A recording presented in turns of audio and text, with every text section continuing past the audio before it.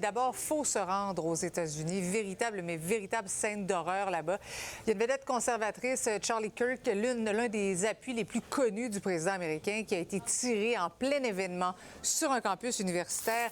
Étienne, son décès vient d'être confirmé par le président américain. Oui, absolument. Ça s'est passé dans les dernières minutes. Sa mort, c'est la mort vraiment d'une des figures conservatrices les plus influentes de la nouvelle génération. Ça se passe dans des circonstances dramatiques. On peut voir le message qui vient tout juste d'être publié par Donald Trump qui dit que c'est le grand et même légendaire Charlie Kirk qui est décédé.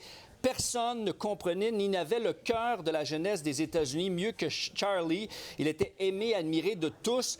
Et là, ce décès-là survient dans des circonstances tragiques. Il faisait une conférence sur un campus d'une université du Utah et donc il a été tiré. On va vous montrer les images. Elles sont brouillées, mais malgré tout peuvent être difficiles à regarder.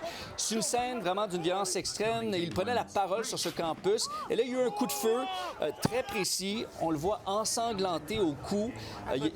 C'est une scène vraiment terrible, d'une rare violence. Pendant une heure, on nous a dit qu'il était dans un état critique, mais finalement, son décès qui vient d'être confirmé. Plusieurs parlent déjà d'un acte de violence politique, un attentat politique. Il faudra voir. La police, pour l'instant, qui donne très peu de détails. On nous avait dit qu'il y avait un suspect qui avait été arrêté. Là, on vient de nous dire qu'il a été libéré. Donc, finalement, on est dans une chasse à l'homme. On doit retrouver le ou les suspects de cette attaque aux États-Unis, au Utah. Et on le voit, c'était la panique lorsque ces coups de feu ont été tirés. Une université où il y a 47 000 étudiants et il y en avait à peu près 2 000 qui écoutaient le discours. Oui.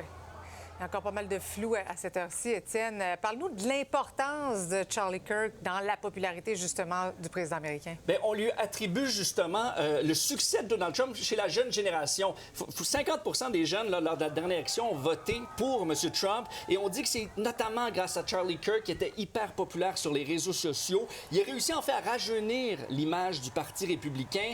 Sa recette, c'était quoi? Bien, c'est exactement ce qu'il faisait aujourd'hui. La tournée des campus universitaires. Aller voir les jeunes. Il allait débattre avec eux, parler d'un tas de questions. Il faut dire qu'il y avait quand même des positions assez tranchées sur notamment les droits LGBT, sur les armes à feu, justement. Oui. Et ce qu'on dit en ce moment, certains étudiants qui étaient à l'événement disent qu'il est en train de parler justement des fusillades de masse lorsque le coup de feu a été tiré. Ça reste à confirmer. Mais évidemment, les témoins qui sont eux aussi sous le choc. Là. Oui, puis il y a pas mal de réactions déjà un peu partout. Absolument. Et c'est important de le dire, des deux côtés de tous les partis politiques, là, les démocrates et les républicains dénoncent la situation. J.D. Vance, lui, qui a publié dans les dernières minutes un tweet, dit qu'il était inquiet. Également, Gavin Newsom, gouverneur de la Californie, qui dit que c'est une attaque répugnante, ignoble, répréhensible et qu'aux États-Unis, nous devons rejeter la violence politique sous toutes ses formes. Donc, évidemment, on va suivre la situation, c'est en évolution. Et Yves Boilard sera avec nous un petit peu plus tard. Yves qui a passé une année aux États-Unis, qui sera en mesure justement de nous parler de ce personnage quand même controversé et de son influence. Merci Étienne, à plus tard.